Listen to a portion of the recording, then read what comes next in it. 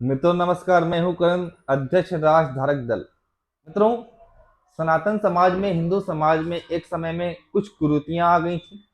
जातिवाद बढ़ गया था, छुआछूत बढ़ गया था। इस कारण से भारत के संविधान में कई बदलाव करके आरक्षण की व्यवस्था लागू की गई थी, जिसमें जो अछूत लोग थे उनको एससी कोटा या एसटी कोटे में आरक्षण देकर के लाभान्वित किया जाता था और आज भी किया जा रहा है। जो विदेशी सभ्यता संस्कृति है, यानी कि ईसाई और मुसलमान, ये विदेशी सभ्यता संस्कृति के अंतर्गत आते हैं। इनको एससी एसटी कोटे में आरक्षण देने की मनाही है 1950 भारतीय संविधान के अनुसार, इंडियन कॉन्स्टिट्यूशन के अनुसार। कई सरकारें बदली, कई सरकारों से लोगों ने उम्मीदें लगाई, गुहार लगाई, पर वोट बैंक की खातिर ये आज तक संभव ना हो पाया कि इनको आरक्षण से मुक्त रखा जाए। 30 अक्टूबर 2023 की बात है। मतानांतित लोगों को जनजाति सूची से बाहर करने के लिए बाबा विश्वनाथ से गुहार लगाई। एससी एसटी दर्जे के लोगों ने, एसटी दर्जे के लोग अति पिछड़े होते हैं, उन पे ईसाई मिशनरियां बहुत ज्यादा वर्क करती हैं, अन्य समुदाय के लोग भी वर्क करते हैं। उन्हें मतानांतित करने का पूरा पूरा प्रयास किया जाता है और मतानांतित किया भी जाता है। बड़ी संख्या में इन लोगों का मतानांतरण विदेशी सभ्यता संस्कृति में, विदेशी संप्रदाय में, यानी कि ईसाइयों में और मुसलमानों में किया जाता है और हो रहा है, वर्तमान में भी हो रहा है।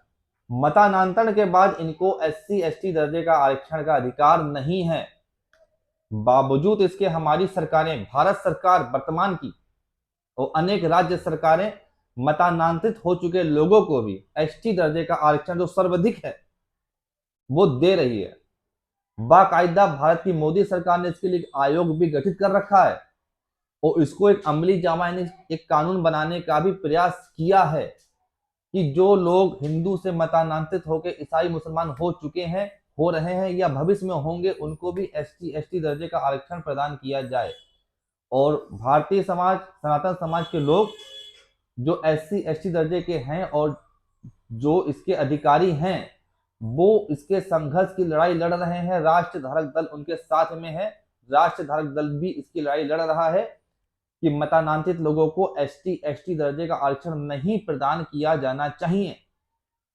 सरकारों से अनेक बार गुहार लगा करके, मोदी सरकार से, योगी सरकार से, अनेक सरकारों से गुहार लगाने के बाद में थक हार करके इस जनमानस ने अब बाबा विश्वनाथ से गुहार लगाई, भोले बाबा से गुहार लगाई है, परमात्मा से गुहार लगाई है कि हमारा अधिकार इन मतानांतरित लोगों को ना दिया जाए, हमको दिया जाए। हम इसके अधिकारी हैं, हमको दिया जाए।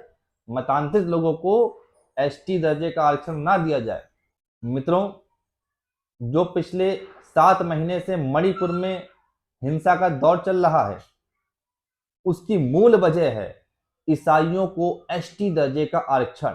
मतानांतरित हिंदू हो, जो हिंदू थे मतानांतरित हो गए, ईसाई हो गए, उस कुकी संप्रदाय में जो अधिकांश ईसाई हैं, उनको एसटी दर्जे का आरक्षण भारत सरकार और राज्य सरकारें दे रही हैं। ये मणिपुर हिंसा का मूल कारण है। ये भारत की सरकारों की जो तृप्तिकरण और तुष्टिकरण की नीति है ईसाइयों के प्रति और मुसलमानों के प्रति, ये भारत को एक दिन ले डूबेगी। सनातन सभ्यता संस्कृति को एक दिन ले डूबेगी। हमारे सनातनी भाई बंधुओं, आप जागिए, आप चेतिए, इसके विरुद्ध आवाज उठाइए। आने वाले 15-20 साल में आप आवाज उठाने लायक नहीं बचेंगे। अभी वक्त है, आप कुछ कर सकते हैं। राष्ट्र धारक दल का उदय भी इसी कारण से हुआ है। भारतीय सभ्यता संस्कृति और सनातन सभ्यता संस्कृति के रक्षार्थ हम वचनबद्ध और प्रयत्नरत हैं। 30 सूत्रीय एजेंडों को पढ़िए, इस पे अमल करने का प्रयास करिए, इसको लागू करवाने का प्रयास करिए, हमारे साथ जुड़िए, हमारा आप सहयोग करिए। यही अब एकमात्र विकल्प बचा है। धन्यवाद।